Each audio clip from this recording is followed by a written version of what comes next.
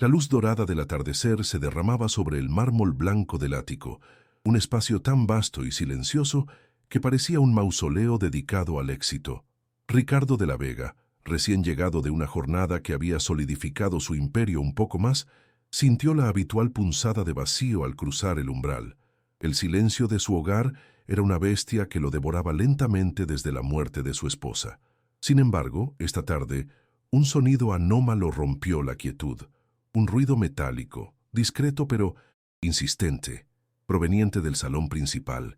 Con el ceño fruncido, avanzó con pasos medidos, la irritación creciendo en su pecho como una marea oscura. Y entonces la vio.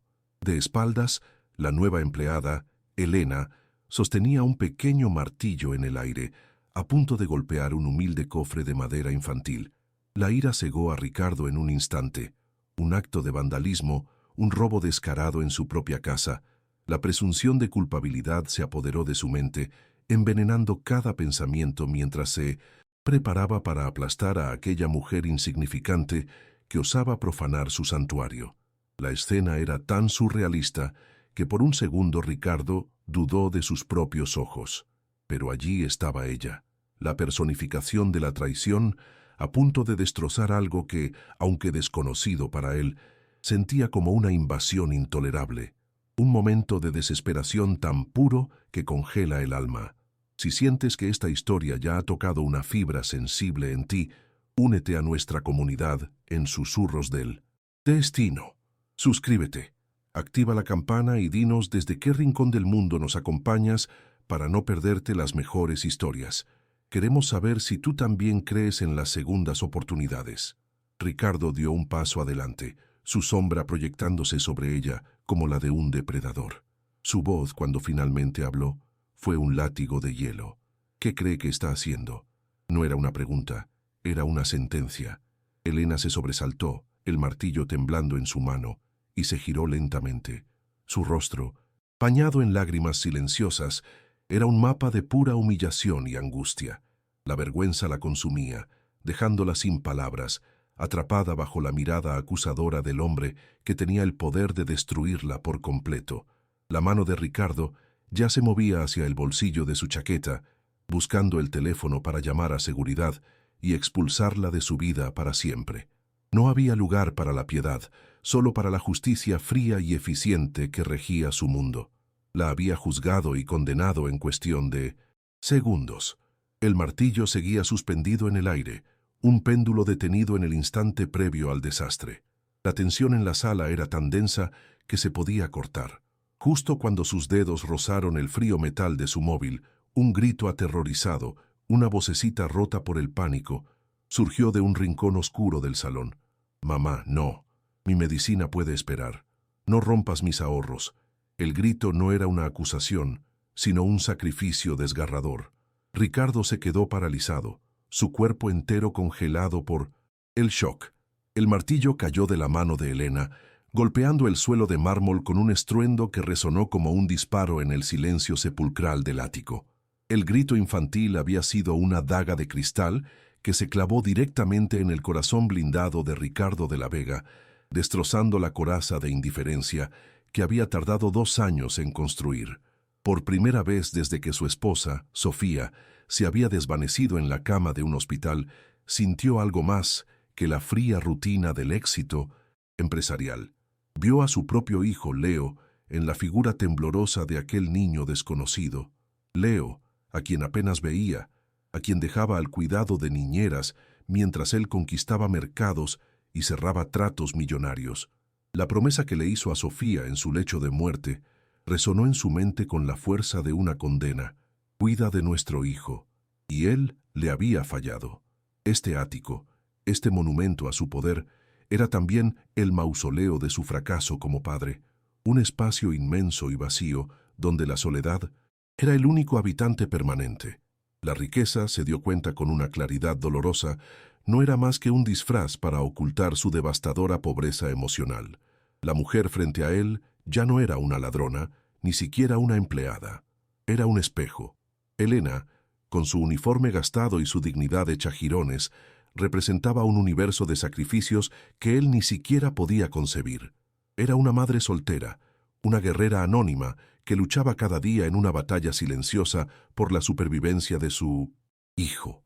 El narrador omnisciente podía sentir el peso de sus noches en vela, el sabor metálico del miedo cada vez que la respiración de Mateo se convertía en un silbido agónico.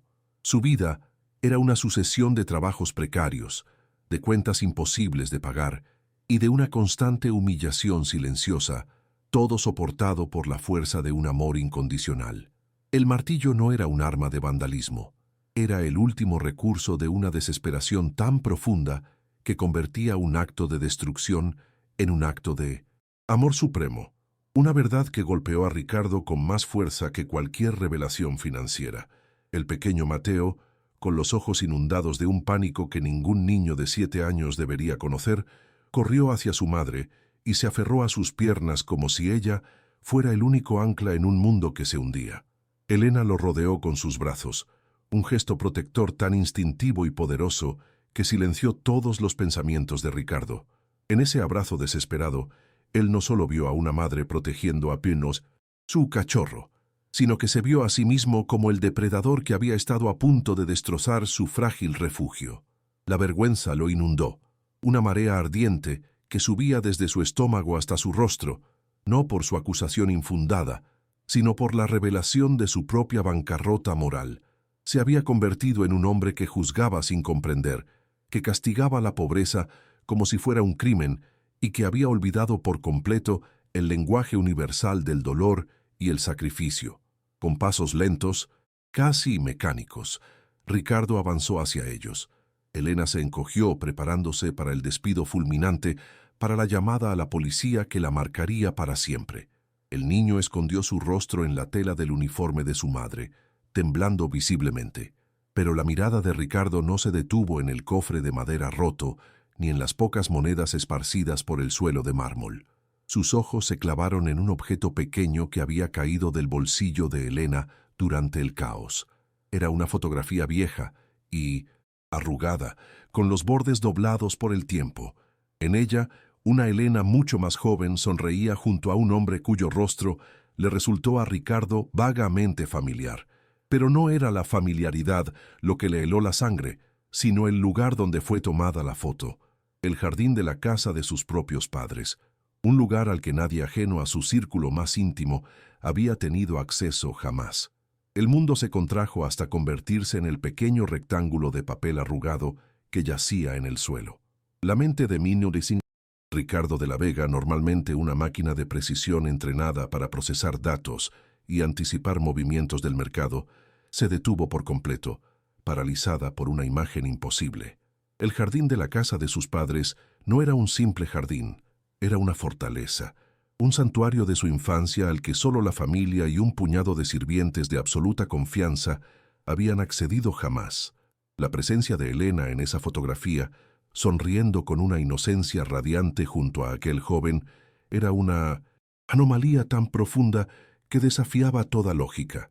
La humillación de la mujer, las lágrimas del niño, el martillo caído, todo se desvaneció en un segundo plano.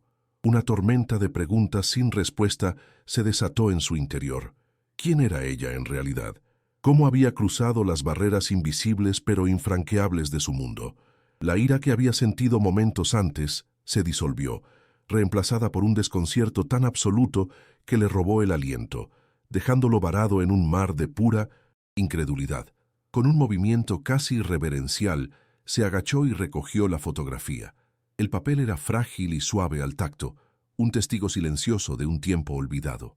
Se acercó a Elena, que todavía abrazaba a su hijo con una fuerza protectora, preparándose para el golpe final. Pero la voz de Ricardo ya no era la de un juez implacable. Era un susurro ronco, cargado de una urgencia que no comprendía del todo. ¿De dónde ha sacado esto? No era una acusación, sino una súplica por claridad. Elena levantó la vista. Sus ojos enrojecidos por el llanto se encontraron con los de él, y luego bajaron hasta la foto que sostenía en su mano. Un jadeo de pánico escapó de sus labios. El último vestigio de su pasado, su secreto más doloroso, expuesto en el suelo de mármol de su humillación. Su voz tembló al responder, cada palabra arrancada de un lugar profundo de su memoria. Era el jardín de la finca de los de la Vega. El hombre de la foto se llamaba Javier. Era el hijo del jardinero. Y fue mi primer amor. La confesión de Elena flotó en el aire cargado de tensión, una verdad tan inesperada que reconfiguró por completo la realidad de la habitación. Javier. El nombre resonó en la mente de Ricardo, desenterrando recuerdos borrosos de un chico callado y trabajador que siempre tenía tierra bajo las uñas y una mirada melancólica. Lo recordaba vagamente, una presencia periférica en los veranos de su adolescencia, pero nunca le había prestado verdadera atención. Ahora, a través de los ojos llorosos de Elena, ese chico anónimo cobraba vida de una forma explosiva. Ella comenzó a hablar, no para excusarse, sino como si la presa de un dolor contenido durante años finalmente se hubiera roto. Nos veíamos a escondidas en el invernadero, entre las orquídeas que su padre cuidaba con tanto esmero. Teníamos planes, sueños. Íbamos a escapar juntos de ese mundo que nos separaba. Pero un día simplemente desapareció. Se marchó sin una sola palabra, sin una carta, borrado de mi vida, como si nunca hubiera existido. Mientras Elena hablaba, una pieza del rompecabezas, una memoria oscura y sepultada, emergió con una violencia brutal en la conciencia de Ricardo. Recordó una tarde, una discusión a gritos entre su padre, un hombre de una crueldad patricia y fría, y el viejo jardinero. Recordó la palabra deshonra pronunciada con un desprecio absoluto. Recordó a su padre jactándose más tarde de haber cortado de raíz un problema, de haber pagado al jardinero una suma considerable para que él y su hijo desaparecieran para siempre y no mancharan el nombre de la familia. En aquel entonces, Ricardo era joven y egocéntrico y no le dio importancia, pero ahora la verdad lo golpeó con la fuerza de un tren de mercancías. No fue un abandono, fue una expulsión.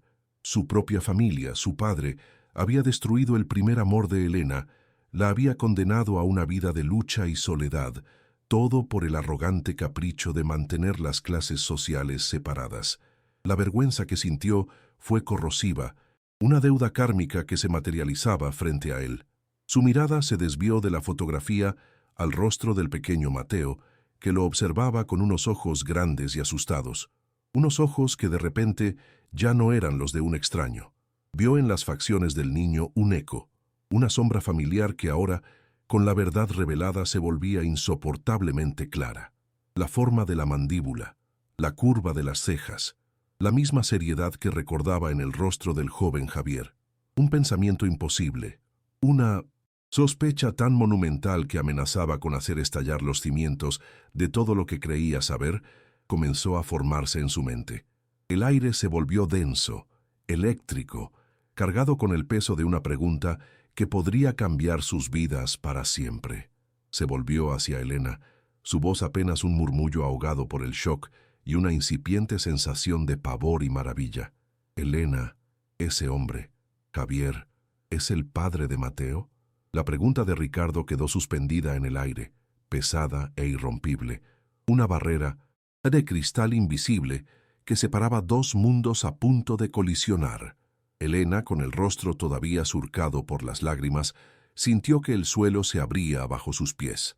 Aquella pregunta no era solo sobre la paternidad de Mateo, era una excavación arqueológica en las ruinas de su corazón, un viaje a un pasado que había sellado con 7 llaves de dolor y olvido. El nombre de Javier, su primer amor, el chico de las manos manchadas de tierra y los sueños tan grandes como el cielo, se había convertido en un fantasma que la perseguía en silencio. Admitir la verdad significaba desenterrar no solo el amor, sino también la traición, el abandono y la humillación de haber sido descartada como un simple error de juventud. Su garganta se cerró.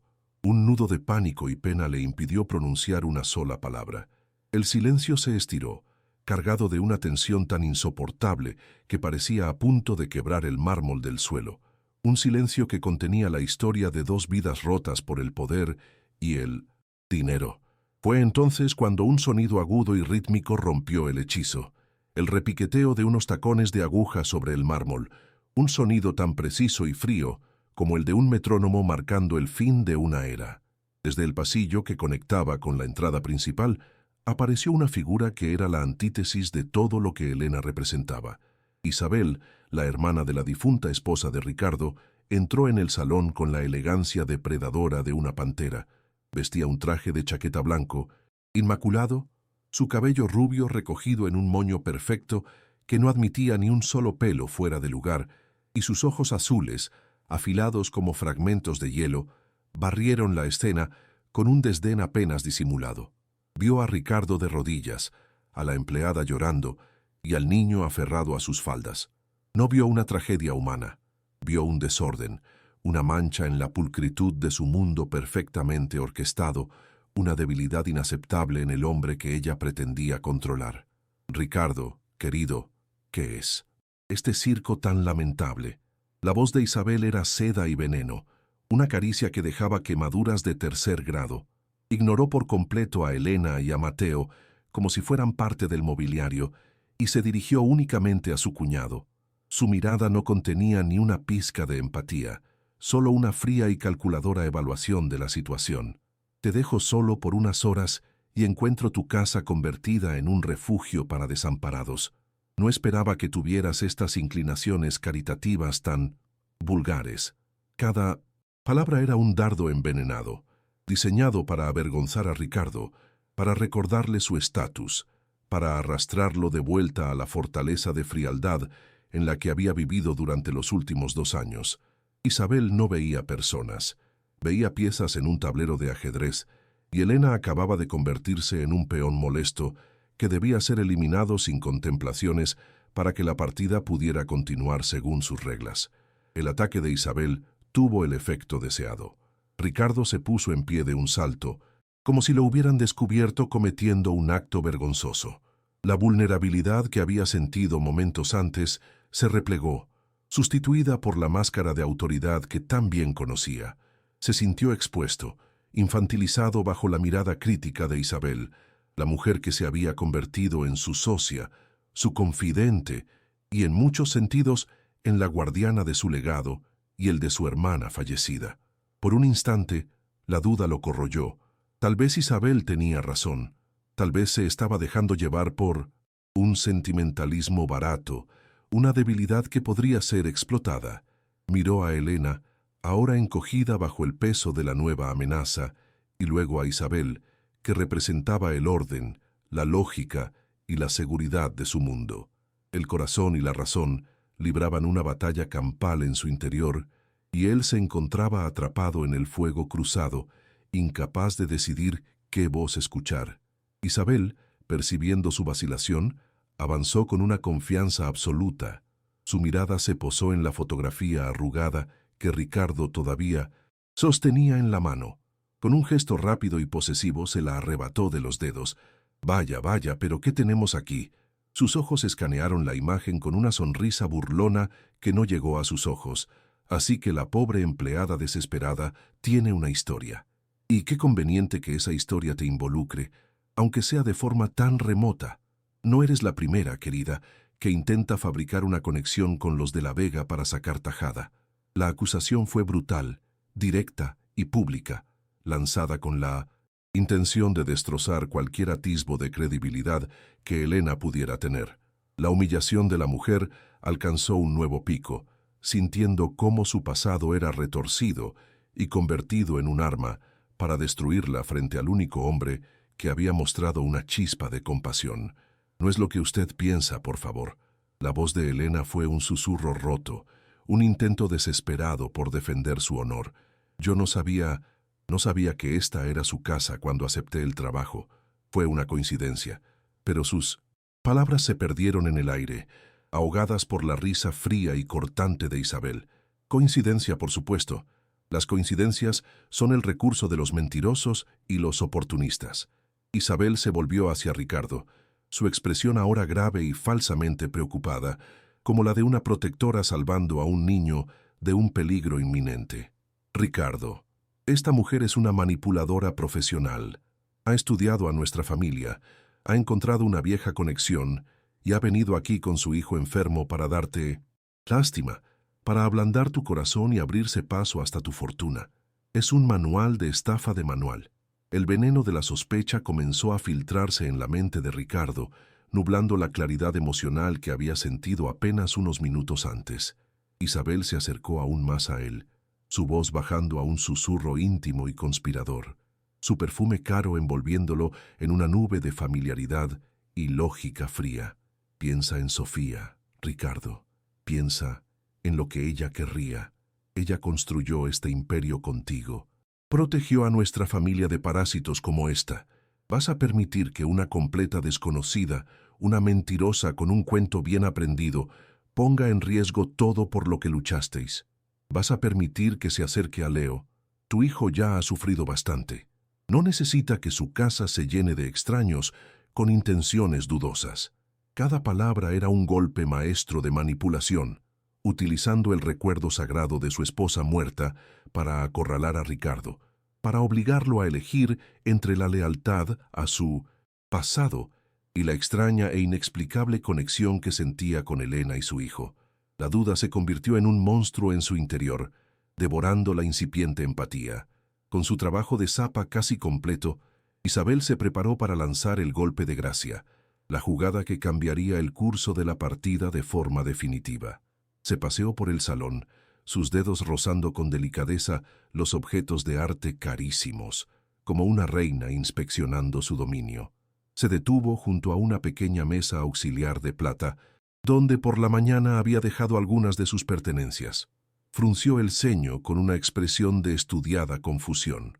«Qué extraño», dijo en voz alta, asegurándose de que tanto Ricardo como Elena la escucharan con claridad. «Estoy segura de que dejé mi reloj aquí mismo. Un Cartier de oro. Era un regalo de Sofía. Con todo este desorden y este drama, parece que se ha extraviado». No lanzó una acusación directa, no era su estilo, pero sus ojos de hielo se clavaron en Elena, dejando la implicación suspendida en el aire, tan afilada y letal como la hoja de una guillotina a punto de caer. La acusación quedó flotando en el aire, una ponzoña invisible que contaminó cada molécula de oxígeno en el vasto salón. El silencio que siguió no fue un vacío, sino un peso aplastante, una losa de tumba que descendía lentamente sobre Elena. Ella se quedó paralizada, su mente incapaz de procesar la magnitud de la calumnia. Un reloj, un objeto que jamás había visto, ahora convertido en el arma de su ejecución social. Miró a Ricardo buscando en sus ojos la chispa de empatía que había vislumbrado momentos antes, pero solo encontró un campo de batalla. La duda, sembrada con maestría por Isabel, luchaba contra la frágil conexión que se había formado. Él estaba atrapado, su rostro una máscara de confusión y creciente sospecha. El recuerdo de su esposa, invocado por Isabel, era un fantasma poderoso que se interponía entre él y la verdad, inclinando la balanza hacia la desconfianza. Elena quiso gritar su inocencia, pero la humillación le había robado la voz, dejándola muda y temblorosa, una acusada sin defensa en un juicio que ya estaba perdido. Isabel no esperó una confesión. Sabía que la negación era irrelevante. Con la teatralidad de una actriz consumada, se dirigió hacia el rincón donde Elena había dejado su humilde bolso de tela y un pequeño abrigo. «Esto no puede quedar así, Ricardo. Por la seguridad de esta casa, por la memoria de mi hermana, debemos asegurarnos». Su voz era un instrumento de precisión, cada sílaba calibrada para sonar razonable y protectora, mientras sus acciones eran las de un verdugo. No le pidió permiso a Elena. Simplemente tomó el bolso con la punta de sus dedos, como si estuviera tocando algo inmundo, y comenzó a vaciar su contenido sobre una mesa de centro de cristal con un ruido seco y desolador. Cayeron un monedero gastado, un paquete de pañuelos de papel, un inhalador de repuesto para Mateo y las llaves de un apartamento minúsculo en un barrio olvidado por la ciudad. La vida entera de Elena, expuesta y profanada bajo la luz fría del ático. El clímax de su actuación fue ejecutado con una frialdad quirúrgica. Después de hurgar entre los objetos con una mueca de disgusto, fingió no encontrar nada. Sin embargo, su mirada se desvió hacia el abrigo doblado. Con un movimiento deliberado, lo levantó y lo sacudió. Un objeto metálico y dorado cayó sobre la superficie de cristal con un tintineo agudo y acusador que resonó en el silencio como un veredicto. El reloj Cartier, con su correa de oro brillando bajo las luces halógenas, yacía allí, una serpiente dorada en medio de la pobreza de Helena. Imposible. El grito ahogado de Helena fue el sonido de un alma rompiéndose. Sus ojos se abrieron con un horror tan puro que por un instante pareció que su corazón se había detenido. Sabía que era una trampa, una mentira tejida con hilos de crueldad, pero la evidencia estaba allí, sólida y brillante, una condena irrefutable plantada por manos invisibles para el resto del mundo. Para Ricardo, el sonido del reloj golpeando el cristal fue el martillazo final de un juez. La duda se evaporó, reemplazada por una oleada de ira fría y amarga. Se sintió un completo idiota. Había estado a punto de abrirle las puertas de su vida, de su hogar, a una ladrona, a una estafadora que usaba a su propio hijo como cebo. La vulnerabilidad que había experimentado se transformó en una coraza de desprecio. La cara de Isabel, una mezcla de triunfo y falsa compasión, confirmó sus peores temores. Ella tenía razón. El mundo era un lugar de depredadores y presas, y él casi se había dejado devorar por un sentimentalismo estúpido. Se acercó a Helena, su sombra cubriéndola por completo. Su voz, cuando habló, ya no contenía ni rastro de humanidad. Era el filo de una cuchilla. Recoja sus cosas. Está despedida. Seguridad la acompañará a la salida. No quiero volver a verla en mi vida. La humillación se volvió física, palpable. Isabel, con una eficiencia despiadada, ya había llamado a seguridad a través del intercomunicador. Dos hombres uniformados, de rostros impasibles y cuerpos corpulentos, aparecieron en la puerta del salón en menos de un minuto. Se movieron con la impersonalidad de autómatas, sus instrucciones claras y concisas. No hicieron preguntas, simplemente se colocaron a cada lado de Helena, creando una barrera humana que la separaba de su hijo. Mateo, al ver a aquellos gigantes acercarse a su madre, comenzó a llorar. Un llanto aterrorizado que se clavó en el pecho de Helena como 1000 agujas de hielo.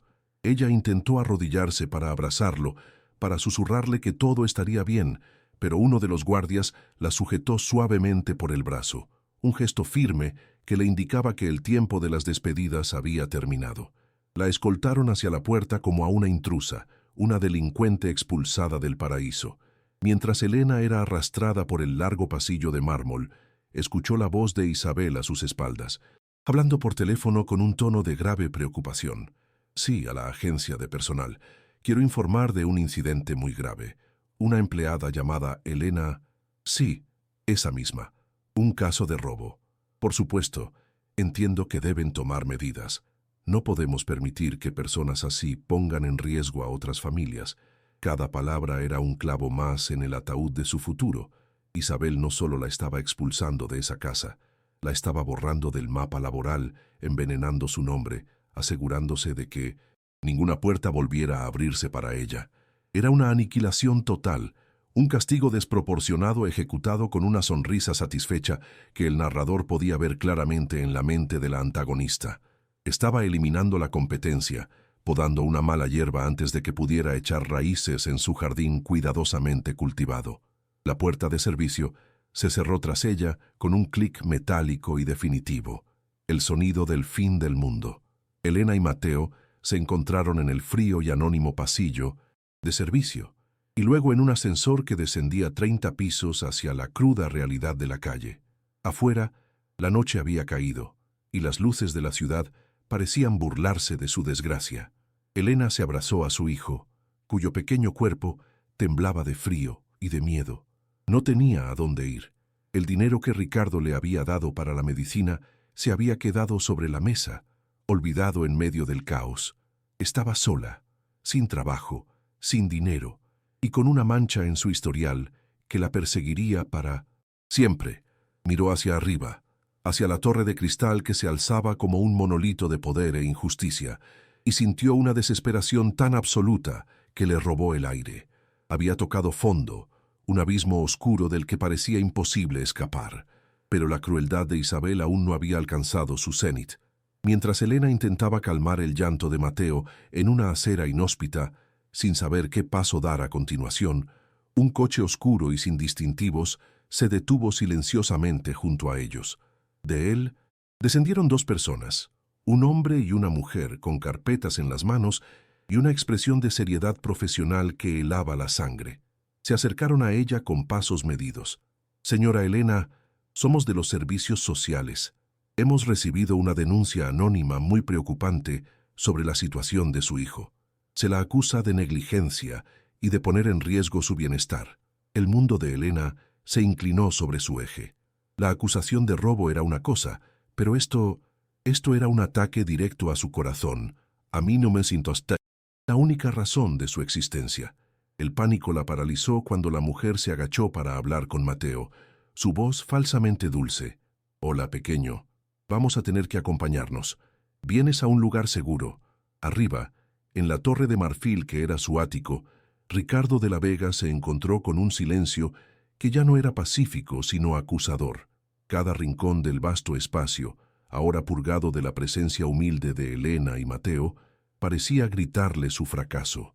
La victoria que Isabel había orquestado se sentía hueca, un triunfo pírrico que dejaba un regusto a ceniza en su boca. Intentó sumergirse en los informes financieros, en la lógica fría de los números que siempre había sido su refugio, pero las cifras danzaban sin sentido ante sus ojos. La imagen que lo perseguía no era la de una ladrona, sino la de un niño pequeño cuyo mundo se había hecho añicos. Un niño cuyos sollozos aterrorizados resonaban en las paredes de mármol como el eco de su propia conciencia muerta. El orden que Isabel había restaurado con tanta eficiencia no era más que la quietud de un mausoleo, y él por primera vez se sentía como su único y solitario ocupante. El golpe de gracia no vino del recuerdo de un extraño, sino de la mirada de su propio hijo. Leo, que había observado todo el drama desde el umbral de su habitación, se acercó a él esa noche, su pequeño rostro una máscara de confusión y tristeza. «Papá, ¿por qué se llevaron a Mateo?». Su voz era apenas un susurro, pero cada palabra fue un martillazo en el corazón blindado de Ricardo. ¿Es porque su mamá no tenía dinero para comprarle un reloj bonito como el de la tía Isabel? La pregunta, en su devastadora inocencia, desarmó por completo a Ricardo. No supo qué responder. Cualquier excusa sonaría a mentira, a la justificación de una crueldad que ahora veía con una claridad insoportable. Vio en los ojos de su hijo no solo la pérdida de un nuevo amigo, sino el nacimiento de una terrible lección sobre el mundo, que la justicia pertenecía a los ricos y que la pobreza era un crimen digno de castigo. La vergüenza lo consumió, una marea ardiente que le recordó, una vez más, la promesa rota a Sofía. A la mañana siguiente, la duda era un gusano que roía los cimientos de su certeza. La imagen del rostro de Elena, en el momento del descubrimiento del reloj, se repetía en su mente en un bucle infinito. No era la expresión de una culpable acorralada, era algo mucho más puro y aterrador, la incredulidad absoluta de una víctima ante un acto de brujería. Una violación de las leyes de la física y la razón, sus instintos, los mismos que le permitían oler el miedo o la ambición en una sala de juntas a kilómetros de distancia, le gritaban que había sido engañado. La narrativa de Isabel, tan pulcra y lógica el día anterior, ahora se desmoronaba, revelando fisuras por las que se colaba una verdad incómoda. Decidió que no podía vivir con esa incertidumbre. No por Elena, no todavía, sino por sí mismo. Necesitaba saber si se había convertido en el títere de un juego mucho más oscuro del que era consciente. Con una determinación fría, se encerró en su despacho y accedió a los servidores de seguridad de su edificio, un sistema de vigilancia de grado militar que registraba cada ángulo de su propiedad. Le dijo al jefe de seguridad que se trataba de una revisión de protocolo, una mentira piadosa para ocultar la verdadera naturaleza de su casa. Pasó horas revisando las grabaciones del día anterior, sus ojos moviéndose con rapidez por las secuencias, buscando el momento exacto. Vio a Elena limpiar con una meticulosidad casi reverencial, a Mateo jugando en silencio con un par de carritos viejos, una escena de una domesticidad tan tranquila que contradecía violentamente la acusación de robo. Y entonces Lo encontró. El momento en que él mismo se distrajo con la caída del martillo, girándose hacia el ruido. En ese breve lapso, las cámaras que cubrían el salón desde el pasillo captaron un movimiento casi imperceptible. Isabel, creyéndose fuera del campo de visión principal, se acercaba a la silla donde Elena había dejado su abrigo. La grabación era granulada, pero inequívoca. Con la elegancia de una prestidigitadora, sacó el reloj Cartier de su propio bolso de diseño y con un gesto rápido y furtivo, lo deslizó en el bolsillo del abrigo raído. El acto duró menos de 3 segundos. Fue una ejecución perfecta, un asesinato de la reputación de una mujer llevado a cabo con una frialdad que helaba la sangre. Ricardo rebobinó la cinta 1, 2, 5 veces. La verdad era innegable, una serpiente dorada deslizándose en la oscuridad para inocular su veneno. No había sido un malentendido, no había sido una sospecha razonable. Había sido una trampa, una ejecución planeada y ejecutada con una precisión diabólica. Y él no había sido el juez, había sido el verdugo involuntario. Una furia glacial, mucho más profunda y peligrosa que su anterior arrebato, se apoderó de él. La rabia no era contra Elena por su supuesta traición, sino contra sí mismo por su ceguera y contra Isabel por su monstruosa manipulación. Comprendió con una claridad brutal el alcance de su juego. Isabel no solo quería eliminar a una empleada, quería reafirmar su control sobre él, mantenerlo aislado en su torre de dolor, dependiente de su juicio y su compañía. Había utilizado el recuerdo sagrado de Sofía, el amor que él sentía por su esposa muerta, como un arma para moldearlo a su antojo. Cada consejo, cada advertencia, cada gesto de falsa preocupación era parte de una estrategia a largo plazo para asegurarse de que nadie más pudiera entrar en su vida. La revelación fue tan nauseabunda que sintió la necesidad física de destruir algo, de romper el orden perfecto que Isabel había construido a su alrededor. Pero la destrucción ciega no era suficiente. Necesitaba entenderlo todo, desentrañar cada hilo de la red de mentiras. La fotografía de Elena y Javier, el hijo del jardinero, volvió a su mente. Isabel la había descartado como una simple herramienta de una estafadora, pero él ahora sentía que era la clave de todo. Cogió el teléfono y marcó un número que no había usado en años, el del antiguo administrador de la finca de sus padres, un hombre llamado Fermín, leal a su familia hasta la médula, pero poseedor de una integridad que el dinero no podía comprar. Tras los saludos iniciales, Ricardo fue directo al grano, su voz desprovista de toda formalidad. Fermín, necesito que me cuentes la verdad sobre lo que pasó con Javier, el hijo del jardinero. Hace más de 10 años. Quiero saber por qué se fue. Y no me ocultes nada. Hubo un largo silencio al otro lado de la línea, un silencio cargado con el peso de décadas de secretos. La voz de Fermín, cuando finalmente habló, era un susurro ronco, como el de un hombre que desentierra un cadáver largo tiempo olvidado. Señor Ricardo, su padre fue muy cruel con ese muchacho. Lo echó como a un perro por atreverse a mirar a alguien que no era de su clase. Pero hay algo más, algo que juré no contar nunca. Javier no se fue con las manos vacías. La noche que desapareció, la señorita Sofía, su esposa, se reunió con él a escondidas. Ella le dio dinero de su propio bolsillo para que pudiera empezar de nuevo en otro lugar, lejos de la ira de su padre, y le entregó una carta de despedida para Elena que él prometió entregar. Una carta que, por lo que sé, nunca llegó a su destino. La revelación cayó sobre Ricardo con el peso de una avalancha, dejándolo sin aire. Su esposa, Sofía, había sido parte de esta historia desde el principio. La revelación de Sofía fue una onda expansiva que reconfiguró el pasado, el presente y el futuro en la mente de Ricardo. Su esposa, su santa y perfecta Sofía, no solo conocía la historia de Elena y Javier, sino que había intervenido, había intentado mitigar la crueldad de su propio suegro. La carta, una carta que nunca llegó. Aquel pedazo de papel fantasma se convirtió en el símbolo de todo lo que se había perdido, de las vidas que podrían haber sido y que fueron destrozadas por el orgullo y el poder. La llamada de Fermín no le había dado paz, sino que había avivado un fuego de propósito en su interior. Ya no se trataba solo de corregir su propio error de juicio. Se trataba de honrar la memoria de su esposa, de enmendar una injusticia que su propia familia había perpetrado, una deuda kármica que se había transmitido a través de los años y que había aterrizado con una crueldad poética en el salón de su ático. La verdad era un arma, y por primera vez en mucho tiempo sabía exactamente contra quién debía usarla, sin piedad ni vacilación. El siguiente acto de su plan requería un escenario, un público. Convocó una reunión de emergencia en su ático esa misma tarde, bajo el pretexto de discutir una reestructuración urgente de la junta directiva.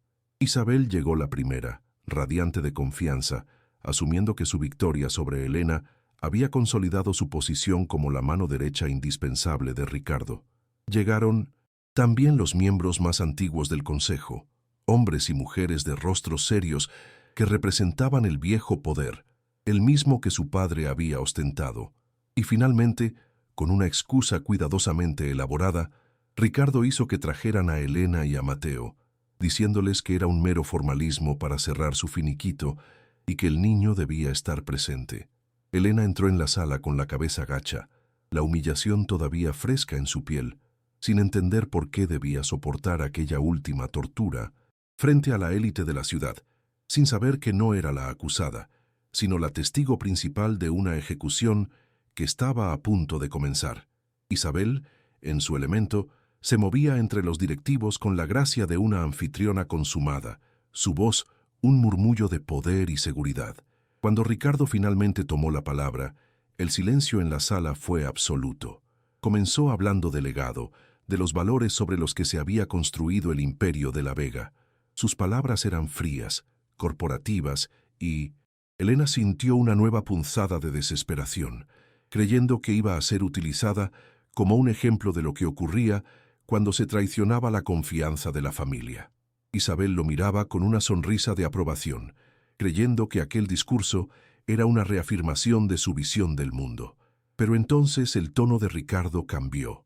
Empezó a hablar de un tipo diferente de legado, el de la crueldad, el de la arrogancia, el de destruir vidas por el simple capricho de mantener un estatus. La sonrisa de 1900. Isabel comenzó a flaquear, una sombra de inquietud cruzando sus ojos de hielo al sentir que el control de la narrativa se le escapaba de las manos. De repente, la gran pantalla de plasma que dominaba el salón, normalmente utilizada para proyecciones financieras, cobró vida. No mostraba gráficos de beneficios ni proyecciones de mercado. Mostraba la grabación de seguridad del día anterior. En un silencio sepulcral, los directivos Elena e Isabel vieron la escena en toda su cruda y calculada maldad.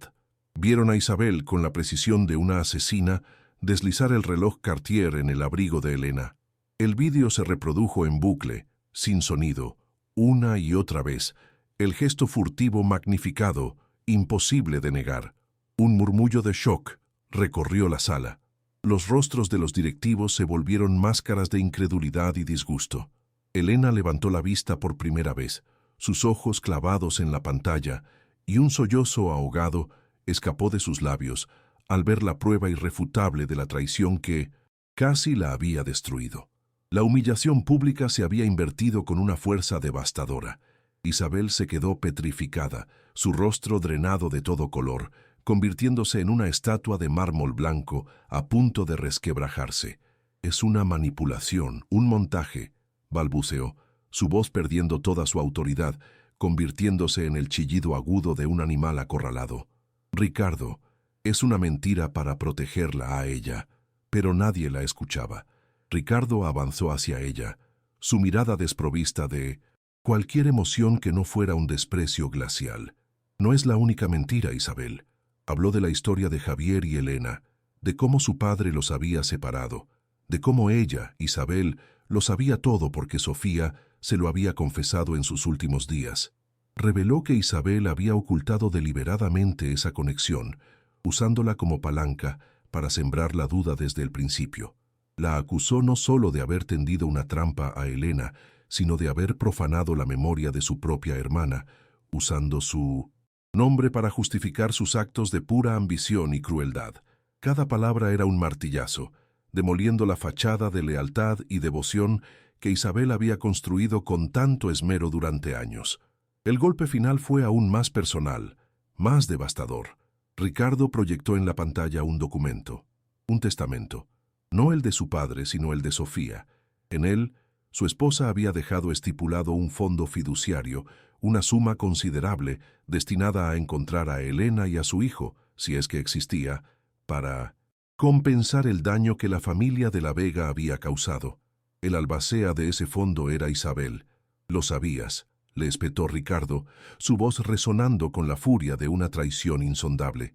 «Sabías que mi esposa quería reparar este daño, y no solo lo ocultaste, sino que intentaste destruir a la misma persona que Sofía quería proteger. Te quedaste con el dinero, esperando que nunca saliera a la luz». El escándalo explotó en la sala. Ya no se trataba de un simple reloj robado, era malversación, era una traición a los últimos deseos de una moribunda, un acto de una bajeza moral tan profunda que dejó a todos sin aliento. En medio del caos, mientras los murmullos se convertían en acusaciones abiertas, el pequeño Leo, que había estado observando todo en silencio desde un rincón, corrió hacia Mateo. En un gesto de una pureza abrumadora que silenció la sala por un instante, le entregó su posesión más preciada, su tableta de última generación, para que puedas ver dibujos y para que tu mamá no tenga que romper más huchas, le dijo con la lógica aplastante de un niño. Aquel acto de inocencia fue el contrapunto perfecto a la codicia y la maldad de Isabel, un faro de luz en medio de la oscuridad. Elena rompió a llorar, pero esta vez no eran lágrimas de humillación, sino de una gratitud tan inmensa que le quemaba la garganta. Vio en ese gesto la promesa de un mundo diferente, un mundo donde la bondad aún era posible, incluso en el corazón de la opulencia. Con la autoridad que le confería la verdad y la justicia moral, Ricardo pronunció la sentencia. Se dirigió a los miembros del consejo, su voz firme como el acero. Isabel de la Vega queda destituida de todos sus cargos en la empresa con efecto inmediato. Se iniciará una investigación criminal por malversación de fondos. Luego, su mirada se clavó en la mujer que se había convertido en su némesis. Estás fuera de esta casa, de esta empresa y de la vida de mi hijo. Seguridad, por favor. Acompáñenla a la salida. No permitan que se lleve nada que no sea la ropa que lleva puesta. Por primera vez, Isabel pareció completamente rota. La máscara de poder se desintegró, revelando un rostro contraído por el odio y la derrota. Mientras dos guardias la flanqueaban, su mirada no se apartó de Ricardo. Una promesa silenciosa de venganza ardiendo en sus ojos. El clímax de la expulsión fue tan público como humillante. Mientras Isabel era escoltada por el largo pasillo de mármol, pasando frente a los rostros de piedra de los directivos que antes la adulaban, su teléfono comenzó a sonar incesantemente. Eran las primeras alertas de noticias. Alguien dentro de la sala ya había filtrado el escándalo. Su caída no era privada, estaba siendo retransmitida en tiempo real. Su nombre y su reputación destrozados ante el mundo entero. Ricardo observó su salida no con satisfacción, sino con una sensación de sombrío deber cumplido. Se giró hacia Elena, que lo miraba con una mezcla de asombro y gratitud, y por primera vez le ofreció una sonrisa genuina, aunque cansada. Siento haber tardado tanto en ver la verdad, pero la guerra aún no había terminado. Mientras la puerta del ascensor se cerraba, llevándose a Isabel, Ricardo sabía que una bestia herida es la más peligrosa. Había ganado la batalla, pero la verdadera paz aún estaba lejos de ser alcanzada. Tras la salida forzada de Isabel, un silencio denso y abrumador descendió sobre el ático, un vacío que ya no era de soledad, sino de reflexión. Los miembros del consejo, testigos mudos de la implosión de una dinastía, comenzaron a retirarse uno a uno, ofreciendo a Ricardo miradas que eran una extraña mezcla de respeto y temor. Cuando la sala quedó vacía, solo quedaron ellos cuatro, los náufragos de una tormenta que acababa de amainar. Ricardo se acercó a Elena, que seguía de pie, abrazando a su hijo como si temiera que una nueva ola de desgracia fuera a arrebatárselo. Él no dijo nada durante un largo minuto, simplemente la miró a los ojos, permitiendo que su propia vergüenza y su profundo arrepentimiento se manifestaran sin filtros. No hay palabras, comenzó con la voz ronca, que puedan reparar el daño que mi ceguera y mi mundo le han causado. No le pido perdón, porque no lo merezco. Solo le pido la oportunidad de empezar a enmendarlo. No por mí, sino por la memoria de mi esposa y por el futuro de nuestros hijos. La oferta de Ricardo no fue un cheque ni un finiquito generoso. Fue algo mucho más radical y aterrador para Elena. Una invitación a quedarse, no como empleada, sino como parte de la nueva y frágil estructura familiar que acababa de nacer entre las ruinas. Le explicó que el ático era demasiado grande y silencioso, que Leo necesitaba la luz que Mateo traía consigo y que él mismo necesitaba el recordatorio constante de lo que significaba luchar por alguien. Elena, abrumada, intentó negarse, su mente condicionada por una vida de barreras sociales insalvables. No pertenecemos aquí, señor de la Vega. Somos de mundos diferentes. Pero fue Leo quien selló el trato. Se acercó y tomó la mano de Mateo suplicando a su padre con la mirada. Por favor, que se queden. Mateo es mi hermano. La palabra hermano, pronunciada con una pureza tan absoluta, demolió las últimas defensas de Elena. Las lágrimas volvieron a sus ojos, pero esta vez eran de una naturaleza completamente distinta. Las aguas que anuncian el fin de una larga sequía. Los meses que siguieron fueron testigos de una metamorfosis silenciosa pero profunda. El ático, antes un mausoleo de diseño, minimalista, comenzó a llenarse de vida. Dibujos infantiles, pegados con imanes en la nevera de acero inoxidable, rompían la monotonía cromática. El eco de las risas de los niños, persiguiendo un balón por los pasillos de mármol, reemplazó al silencio sepulcral. Con acceso a los mejores cuidados médicos y un entorno libre de estrés, el asma de Mateo se convirtió en un recuerdo lejano, sus pulmones ahora tan fuertes como su risa. Ricardo, por su parte, aprendió a desconectar, a dejar el trabajo en la oficina y a redescubrir el arte olvidado de construir un castillo de cojines o leer un cuento antes de dormir. Elena, observando esta transformación, encontró su propia fuerza, ya no como una superviviente acorralada, sino como la arquitecta emocional de aquel improbable hogar, el pilar que sostenía aquel nuevo mundo con su serena dignidad. Fiel a su promesa, Ricardo canalizó su furia y su fortuna en un proyecto que honraría de verdad el legado de Sofía, utilizando los fondos malversados por Isabel, ahora enredada en un laberinto legal del que no saldría indemne, creó la Fundación Sofía de la Vega.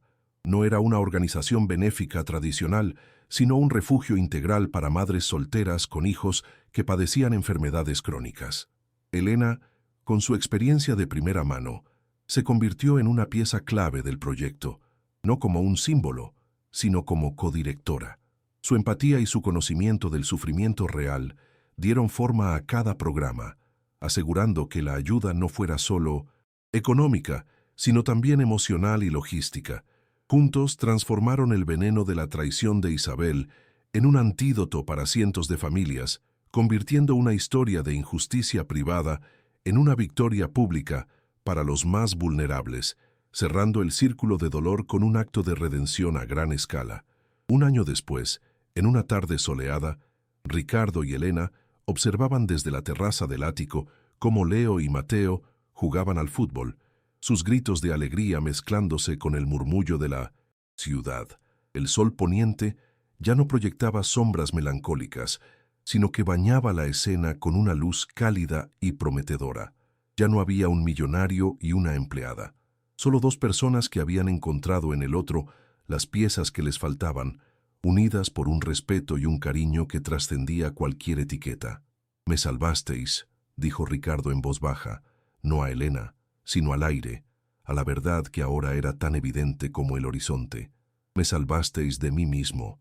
Elena simplemente asintió, una suave sonrisa dibujada en sus labios, mientras veía a su hijo correr, sano y feliz. Nadie imaginó que aquella humilde niñera cambiaría sus vidas para siempre. Si esta historia ha tocado tu corazón, demuéstralo con un like y comparte tu emoción en los comentarios. ¿Crees que la empatía tiene el poder de derribar cualquier muro y construir una familia en el lugar más inesperado? Dinos desde qué rincón del mundo nos ves Y cuéntanos si crees en las segundas oportunidades que cambian destinos para siempre. Suscríbete a Susurros del Destino y activa la campana para no perderte ninguna de nuestras historias, que nos recuerdan que la mayor fortuna es la capacidad de amar y sanar, porque a veces el gesto más pequeño de bondad puede ser el milagro más grande.